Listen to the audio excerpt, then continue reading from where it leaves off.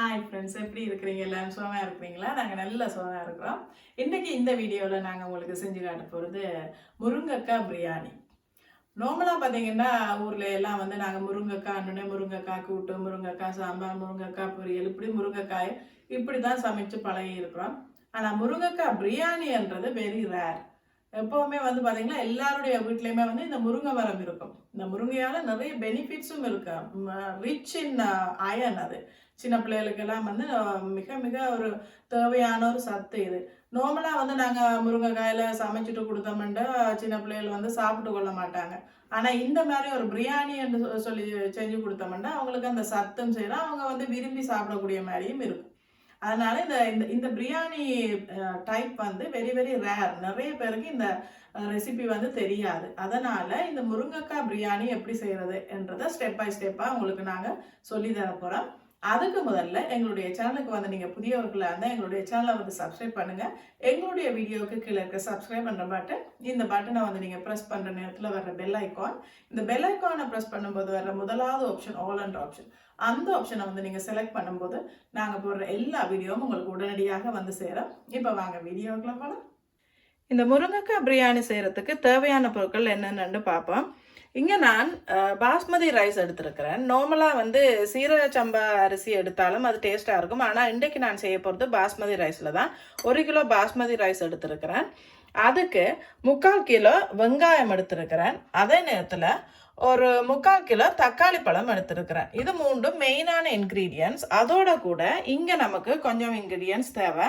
இது நான் வெட்டி வச்சிருக்கிறது கொஞ்சம் ரம்பா லீஃப் வெட்டி வச்சிருக்கிறேன். இது ஃப்ரெஷ்ஷான ரம்பா லீஃப் போட்டால் தான் இது டேஸ்ட்டாக இருக்கும். சம்டைம்ஸ் வந்து ட்ரையான ரம்பா லீஃப் இருக்கும், இருந்தாலும் ஃப்ரெஷ்ஷாக போட்டால் தான் இதுக்கு நேச்சுரலான டேஸ்ட் கிடைக்கும். அதோட ஒரு 10-15 பச்சை மிளகாய் எடுத்துருக்கிறேன். ஒரு 50 கிராம் கிட்ட கார்லிக், அதாவது உள்ளி எடுத்துருக்கிறேன். அதே நேரத்தில் இன்னொரு 50 கிராம் கிட்ட ஜிஞ்சர் எடுத்துருக்கிறேன், இஞ்சி. இங்கே நான் எடுத்துருக்கிறது மஞ்சள் ஒரு மேசக்கரண்டி எடுத்துருக்கிறேன். இங்கே மிளகாத்தூள், தனி மிளகாத்தூள் எடுத்துருக்கிறேன். நாங்கள் நார்மலாக கறிக்கு போடுற மிளகாத்தூள் இல்லை, இது தனி மிளகாத்தூள். அதோட ஒரு லெமன் எடுத்துருக்கிறேன். இங்கே கொஞ்சமாக வாசனை பொருட்கள் எடுத்துருக்கிறேன். அதாவது பட்டை, சினமன் பட்டை, 2 அன்னாசி பூ, அதோட கொஞ்சம் காடமம், ஏலக்காய் கொஞ்சம், அதோட கொஞ்சம் க்ளோவ்ஸ் வந்து கூட போட்டுறாதீங்க, கொஞ்சம் உரைக்கிற மாதிரி டேஸ்ட் வேற பார்க்கும். அதனால கொஞ்சமாக போட வேணும் க்ளோவ்ஸ். அதோட கொஞ்சம் சின்ன சீரகமும் பெருஞ்சீரகமும். நார்மலாக வந்து பிரியாணிக்கு நாங்கள் பெருஞ்சீரகம் போடுறதில்ல. ஆனால் இந்த முருங்கைக்காய் பிரியாணிக்கு வந்து முருங்கைக்காயோட டேஸ்ட்டை வந்து கூட எடுத்து கொடுக்கக்கூடியது வந்து இந்த பெருஞ்சீரகம். அதனால பெருஞ்சீரகமும் போட வேணும். மற்றது வந்து யோகர்ட், ஃப்ரெஷ்ஷான தயிர் எடுத்துருக்கிறேன். தேங்காய் பால் டின் எடுத்துருக்கிறேன். நீங்கள் வேணுமெண்டா ஃப்ரெஷ்ஷான தேங்காய் வந்து எடுத்து அதுலேயும் நீங்கள் எடுத்துக்கொள்ளலாம். இது நான் எடுத்துருக்கிறது ஃப்ரெஷ்ஷான தேங்காய் பால் டின்னில் போட்டிருக்கிறேன். மற்றது இங்கே கொஞ்சம் கொத்தமல்லி இலை வெட்டி வச்சுருக்கிறேன். இங்கே நெய், கீயும் அதோட கடலெண்ணெய் எடுத்துருக்கிறேன். கடலெண்ணெய் தான் வந்து இந்த பிரியாணிக்கு வந்து டேஸ்ட்டை கொடுக்கும். அதனால கடலெண்ணெய் தான் போட வேணும். மற்றது நல்லா ஃப்ரெஷ்ஷான முருங்கைக்காய் எடுத்துருக்கிறேன். இந்த முருங்கைக்காய் வந்து நல்ல சதப்பிடிப்பான முருங்கைக்காயாக பார்த்து எடுத்துக்கொள்ளுங்க. கொஞ்சம் மெல்லிய முருங்கைக்காயாக இருந்ததுண்டா அது கொஞ்சம் பிரியாணிக்குள்ளே ஒரு நல்ல ஒரு டெக்ஸ்சரை, ஒரு நல்ல ஒரு ஷேப்பை வந்து கொடுக்காது. அதனால் நல்ல ஒரு தன்மை உள்ள மாதிரியான முருங்கைக்காயாக பார்த்து எடுத்துக்கொள்ளுங்க. ஊரில் எல்லாம் வந்து நல்ல ஃப்ரெஷ்ஷான முருங்கைக்காய் மரத்துல இருந்தே நாங்கள் பிடுங்கி எடுத்துக்கொள்ளலாம். ஆனால் இங்கே லண்டனில் வந்து எங்களுக்கு கிடைக்கக்கூடிய ஒரு முருங்கைக்காயை தான் நான் எடுத்துருக்கிறேன். இதை எல்லாத்தையும் சேர்த்து இப்போ இந்த பிரியாணியை எப்படி செய்கிறதுன்னு பார்ப்போம். அதில் ஃபர்ஸ்ட் ஸ்டெப்பாக நான் இந்த முருங்கைக்காயை வந்து கொஞ்சம் மேரினேட் பண்ணி வைக்க வேணும். அதை எப்படி மேரினேட் பண்ணுறதுன்றதை உங்களுக்கு நான் சொல்லி காட்டுறேன். இப்போ இந்த முருங்கைக்காயை ஃபுல்லாக நாங்கள் வெட்டி எடுத்துட்டோம் பாருங்கள். இதை வந்து கொஞ்சம் இந்த மாதிரி நீளமாக வெட்டி கொள்ள வேணும். சின்ன வெட்டினீங்கன்னா கொஞ்சம் அது கரையை பார்க்கும். இது ஃபுல்லாக வெட்டி எடுத்துட்டு இதை வந்து மேரினேட் பண்ணுறதுக்கு என்னென்ன சேர்க்குறேன்னு பாருங்கள். இதுக்குள்ளே கொஞ்சமாக தயிர் சேர்த்துக்கொள்ளுகிறேன். தயிரோட கூட கொஞ்சமாக தேவையான அளவுக்கு உப்பு சேர்த்துக்கொள்ள வேணும். கொஞ்சமாக சேர்த்துக்கொள்ளுங்க, பிறகு அளவு பார்த்துட்டு சேர்த்துக்கொள்ளலாம். கொஞ்சமாக உப்பு, அதோட கூட நாங்கள் எடுத்து வச்சிருக்கிற இந்த சில்லி பவுடர் இப்போ தான் சேர்க்க போகிறோம். இதுக்கு பிறகு சில்லி பவுடர் சேர்க்கறது இல்லை. அதனால் உங்களோட காரத்துக்கு ஏற்ற மாதிரி சில்லி பவுடர் மிளகாய் தனி மிளகாய் பவுடர் சேர்த்துக்கொள்ளுங்க. அதோட கூட ஒரு பாதி லெமன் சேர்த்துக்கொள்கிறேன். இந்த லெமன் வந்து இந்த தயிரோட சேர்ற நேரத்தில் ஒரு நல்ல குட் டெக்ஸ்சரை கொடுக்கும். அதனால் இந்த லெமனையும் இதுக்குள்ளே சேர்த்துக்கொள்கிறேன். இது எல்லாத்தையும் சேர்த்துட்டு இதை ஃபுல்லாக அப்படியே பிரட்டி வச்சுக்கொள்ள வேணும்.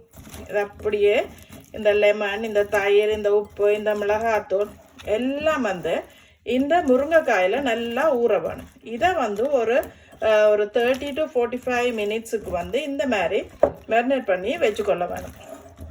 பார்த்தீங்களா, எல்லா முருங்கைக்காயிலையும் இந்த தயிர், இந்த மிளகாத்தூள், உப்பு, லெமன் இது 4 இன்க்ரீடியண்ட்டும் சேர்ற மாதிரி பார்த்துக்கொள்ளுங்க. கீழே அடியில் இருக்கிற முருங்கைக்காயில் சில நேரத்தில் சேராமல் விட்டுரும். அதையும் நல்ல வடிவாக எடுத்து எல்லாம் ஃபுல்லாக அப்படியே மிக்ஸ் பண்ணி ஒரு அரை மணித்தியாலத்தில் இருந்து ஒரு 3/4 மணித்தியாலம் வரைக்கும் இதை அப்படியே வைக்க வேணும். அதுக்கு பிறகுதான் எங்களுடைய இந்த முருங்கைக்காய் பிரியாணி செய்ய தொடங்கலாம். இப்போ இந்த முருங்கைக்காய் பிரியாணி செய்கிறதுக்கு நாங்கள் முதல்ல கடலை எண்ணெய் போடுகிறோம். இது கடலை எண்ணெயில் செஞ்சால் தான் அது வாசனை நல்ல டேஸ்ட்டாக இருக்கும். இந்த கடலை எண்ணெய் அதோட கூட கொஞ்சமாக நெய், இந்த கடலெண்ணெய் நெய் இது ரெண்டும் நல்லா உருகி வர வேணும். இந்த கடலெண்ணெயும் நெய்யும் சேர்ற நேரத்தில் கூட அந்த மணமும் டேஸ்ட்டும் வந்து நல்லா இருக்கும். எப்போவுமே வந்து இந்த முருங்கைக்காய் பிரியாணியை வந்து கடலெண்ணெயில் தான் செய்கிறதுக்கு பாருங்கள். நல்லெண்ணெயிலெல்லாம் செஞ்சால் அதில் வாசனை வந்து டிஃப்ரெண்ட்டாக இருக்கும். அதனால் இந்த கடலெண்ணெயில் செய்யுங்க. இப்போ இது வந்து இந்த நெய் நல்லா உருகி இந்த கடலெண்ணெயும் நெய்யும் சேர்ந்து கொண்டு வர நேரத்தில் அதுக்குள்ளே நாங்கள் சின்னனா சாப் பண்ணி வச்சுருக்கிற ஒனியன் வெங்காயத்தை போட வேணும். இந்த வெங்காயம் அப்படியே இந்த கடலெண்ணெய் நெய் ரெண்டுத்துலேயும் வந்து அப்படியே ஃபுல்லாக குக்காகி வர வேணும். ஒரு நல்ல பொன்னிறமாக வர வேணும். அது வரைக்கும் நாங்கள் வெயிட் பண்ண வேணும்.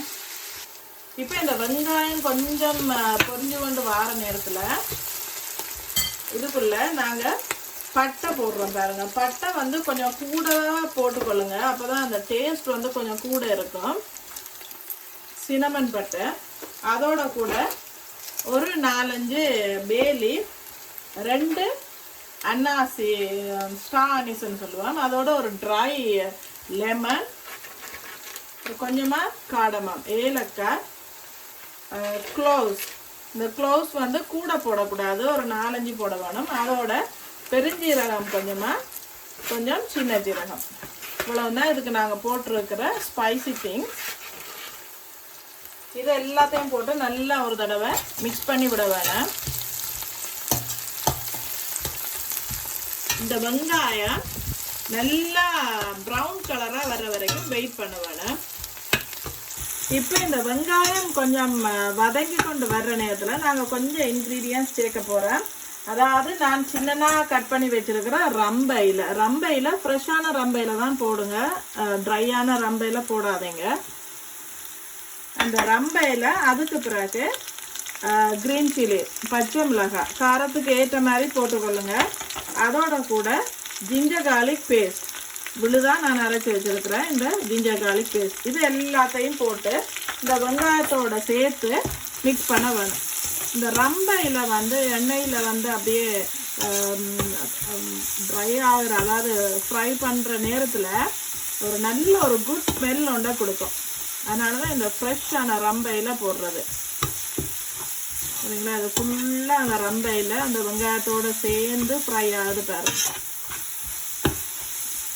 ஒரு 2 to 3 மினிட்ஸ் ஆகும் இதெல்லாம் அப்படியே ஃபுல்லாக ஃப்ரை ஆகி வரதுக்கு. இப்போ நல்லா இது ஃப்ரை ஆகி கொண்டு வர நேரத்தில் இதுக்குள்ளே இன்னும் கொஞ்சம் இன்க்ரீடியன்ட் சேர்க்க போகிறேன். அதாவது கொஞ்சமாக சில்லி பவுடர், இது கொஞ்சம் உரைப்பு தேவைன்றதுனால கொஞ்சமாக சில்லி பவுடர், அதோட டர்மரிக் பவுடர், மஞ்சள் தூள், அதோட நான் சின்னதாக கட் பண்ணி வச்சுருக்கிற கொத்தமல்லி தழை, ஒரு பிடி கொத்தமல்லி தழை, இது எல்லாத்தையும் போட்டு இன்னும் நல்லா மிக்ஸ் பண்ண வேணும். இப்போ உங்களுக்கு இந்த வாசனை வந்து நல்லா ஒரு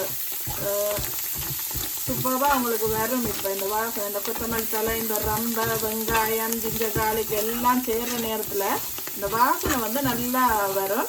ஒருவேளை ரம்பை வந்து உங்களுக்கு கிடைக்கலண்டா கொத்தமல்லி தழையில் வந்து கொஞ்சம் கூடவா போட்டுக்கொள்ளுங்க. நார்மலாக இது ஊர்லெல்லாம் வந்து நாங்கள் ஃப்ரெஷ்ஷான ரம்பையில் எடுக்கக்கூடிய மாதிரி இருக்கும். அதனால் ரம்பையில் போட்டு செய்கிறது தான் இதுக்கு ஒரு ஸ்பெஷல். இப்போ கொஞ்சம் நல்லா அது குக் ஆகிற வரைக்கும் வெயிட் பண்ணுவோம். இப்போ இது குக் ஆகி கொண்டு வரும்போது சின்னனா சொப் பண்ணி வச்சுருக்கிற பெரிய நாட்டு தக்காளி ஒரு 3 நாட்டு தக்காளி வச்சுட்டு போடுறோம் பாருங்க. இந்த தக்காளி வந்து ஃபுல்லாக ஸ்குவாஷ் ஆகிடக்கூடாது, 1-2மா குக் ஆகிற மாதிரி இருக்கணும். அதுக்கும் ஒரு 2 to 3 minutes வரைக்கும் வெயிட் பண்ணுவோம். இப்போ நல்லா இது கொதிச்சு கொண்டு எல்லாம் மிக்ஸ் ஆகிற நேரத்தில் தேவையான அளவுக்கு உப்பு போடுறோம், சால்ட். இது கொஞ்சமாக போட்டுக்கொள்ளுங்க, பிறகு பார்த்துட்டு போடலாம். இந்த உப்பு சேர்கிற நேரத்தில் தான் இந்த மசாலா வந்து கொஞ்சம் நல்லா சேர்ந்து வரும். அதோட கூட இப்போ யோகட், அதாவது தயிர் வந்து ஒரு 2 கரண்டி போடுறேன். ஏற்கனவே வந்து நாங்கள் தயிர் போட்டு தான் நீங்கள் முருங்கைக்காயில் பிரட்டி வச்சுருக்குறோம். அதனால் 2 கரண்டி தயிர் போட்டால் காணும். அதோட கூட ஒரு பாதி லெமன் ஜூஸ். இந்த லெமன் ஜூஸை போடுறதுனால இந்த தயிரினுடைய டெக்ஸ்சர் வந்து நல்லதாக இருக்கும். இந்த புளிப்புத்தன்மை இந்த தயிரோட சேரும்போது இன்னும் வந்து அந்த டேஸ்ட் வந்து கொஞ்சம் நல்லா தூக்கி கொடுக்கும். அதுக்காக தான் வந்து இந்த லெமனை இதில் சேர்த்துருக்குறோம். இப்போ பார்த்தீங்களா, இது எல்லாம் சேர்ந்து நல்ல ஒரு டெக்ஸ்சரில் வந்திருக்கு பார்த்தீங்களா. இது ஒரு 2 to 3 minutesக்கு இதை அப்படியே குக் பண்ண விட வைக்கணும். இப்போ நல்லா இது குக்காகி வந்துட்டு பாருங்க. இந்த மாதிரி குக்காகி இது வர்ற நேரத்தில் இதுக்குள்ளே நாங்கள் மேரினேட் பண்ணி வச்சுருக்கிற இந்த முருங்கைக்காயை போட வேணும். அப்படியே ஃபுல்லாக இந்த மசாலாவோட சேர்த்து நாங்கள் குக் பண்ணி இருக்கிற ஃப்ரை பண்ணி இருக்கிற அந்த ஒனியன் எல்லாத்தோடையும் சேர்ந்து இந்த முருங்கைக்காவும் குக்காக வேணும். இந்த முருங்கைக்காய் பிரியாணியில் ஸ்பெஷல் வந்து இந்த முருங்கைக்காய் கூட அவியக்கூடாது, அதே நேரத்தில் இது உடையவும் கூடாது. அதுக்கேற்ற பதமாக இந்த பிரியாணியை வந்து நீங்கள் இறக்க வேணும். இப்போ பார்த்தீங்களா, இது எல்லாத்தோடையும் சேருது. இது கொஞ்சம் ஒரு 2 minutesக்கு இது குக்காக வேணும். அதுக்கு பிறகு தான் நாங்கள் அரிசியை சேர்க்குறது. இப்போ ஒரு 2 minutesக்கு இது குக்காகிற வரைக்கும் விடுவோம். இப்போ இது ஃபுல்லாக குக்காகி கொண்டு வரது பாருங்க. இந்த முருங்கைக்காய் வந்து ஒரு 20% குக்காக இருந்தால் காணும். அதாவது நாங்கள் இப்போ தயிர் போடுற நேரத்தில் இந்த தயிர் வந்து இதை ஒரு சாஃப்ட்னஸை கொடுக்கும். அதே நேரத்தில் நாங்கள் லெமனும் போட்டிருக்குறோம்.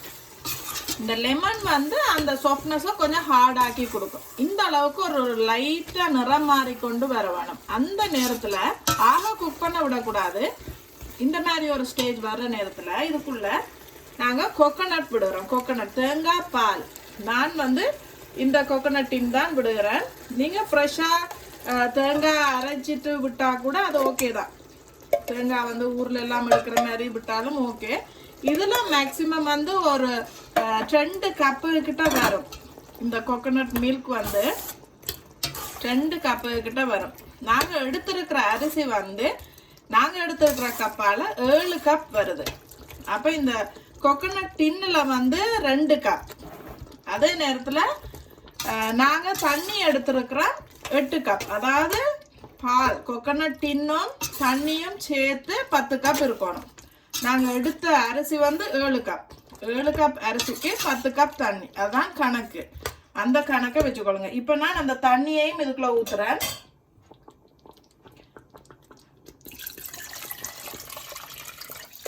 இது இந்த தண்ணியையும் ஊற்றிட்டு நல்லா பபிள்ஸ் வந்து கொதிக்கிற அளவுக்கு இருக்கணும். இந்த நேரத்தில் கொஞ்சம் உப்பு டேஸ்ட் பார்த்துக்கொள்ளுங்க. உப்பு காணாட்டி இந்த நேரத்துக்குள்ள உப்பு போட்டுக்கொள்ளலாம். கொஞ்சம் உரைப்பு காணாட்டி கூட லைட்டாக மிளகாத்தூள் போடுறதா இருந்தாலும் போட்டுக்கொள்ளலாம். உப்பும் உரைப்பும் இதுக்குள்ளே பார்த்துக்கொள்ளுங்க.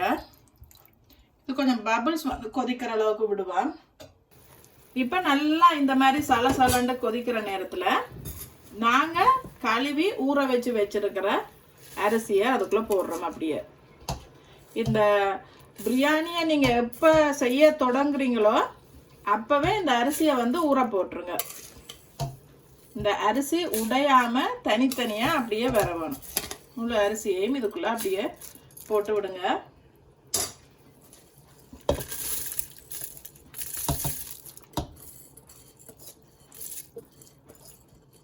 போட்டு ஒரு தடவை நல்லா இதை மிக்ஸ் பண்ணி கொடுத்துட்டு இந்த அரிசிக்கு மேலே இந்த தண்ணி நிற்க வேணும். அந்த மாதிரி பார்த்துக்கொள்ளுங்க. அப்படின்னா இது அப்படியே குழையாம வரும். இந்த அரிசிக்கு மேலே இந்த தண்ணி இருக்க வேணும்.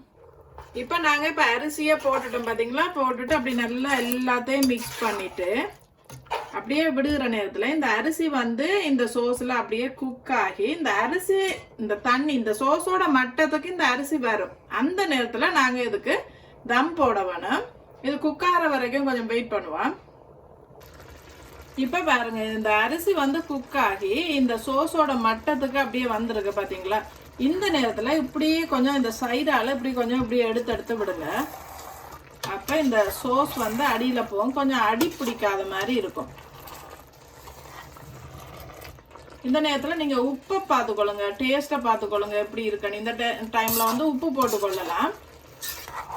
இந்த மாதிரி அது மட்டத்துக்கு இது ஃபுல்லாக வந்ததுக்கு பிறகு இதை வந்து நாங்கள் மூடி போட்டு மூடி விட வேணும். ஒரு 10 to 15 minutes ஹை ஃப்ளேமில் வச்சிங்கண்டா கூட அதுக்கு பிறகு ஒரு 10 minutesக்கு லோ ஃப்ளேமில் வச்சு குக் ஆகணும். எங்களுடைய குக்கர் வந்து எலக்ட்ரிக் குக்கர்ன்றதுனால நாங்கள் ஒரு 5 minutesக்கு பிறகு இதை வந்து அப்படியே ஆஃப் பண்ணி விட்டுருவோம். நீங்கள் சம்டைம்ஸ் வந்து கேஸ் குக்கர் அப்படி இருந்ததுண்டா 10 minutesக்கு இதை ஹை ஃப்ளேமில் குக் பண்ணிவிட்டு அதுக்கு பிறகு மூடி போட்டு மூடி 10 minutesக்கு விடுங்க. அது ஆட்டோமேட்டிக்காக அப்படியே அந்த ஹீட்லேயே குக் ஆகும். இப்போ நான் நல்லா இந்த ஹீட்டை வந்து குறைச்சி விட்டுருக்குறேன். இது ஒரு 5 to 10 minutesல அப்படியே ஃபுல்லாக குக் ஆகி வந்துடும். நான் இப்போ இந்த பிரியாணி செஞ்சு கொண்டு வந்து வச்சுட்டேன்னு பாருங்க. நீங்கள் வேணுமெண்டா முட்டையும் அவிச்சு வைக்கலாம்.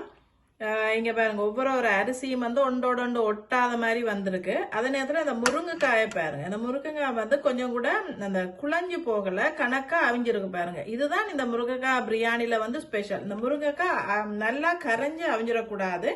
அதே நேரத்தில் அரை அவியலாக கூட இருக்கக்கூடாது, கணக்காக அவிஞ்சிருக்கணும். அந்த மாதிரி இப்போ நாங்கள் சொல்லித்தந்த ஸ்டெப்ஸை வந்து நீங்கள் ஃபுல்லாக ஃபாலோ பண்ணீங்கன்னா இதே மாதிரி செஞ்சு எடுக்கலாம். நான் ஒரு தடவை உங்களுக்கு இதை டேஸ்ட் பண்ணி காட்டுறேன், எப்படி இருக்குதுன்னு பார்ப்பேன்.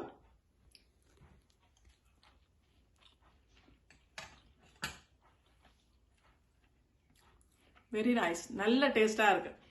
இந்த உப்பு உரைப்பு, இந்த முருங்கைக்காயோட அந்த ஸ்மெல் எல்லாமே நல்ல டேஸ்டாக இருக்குது.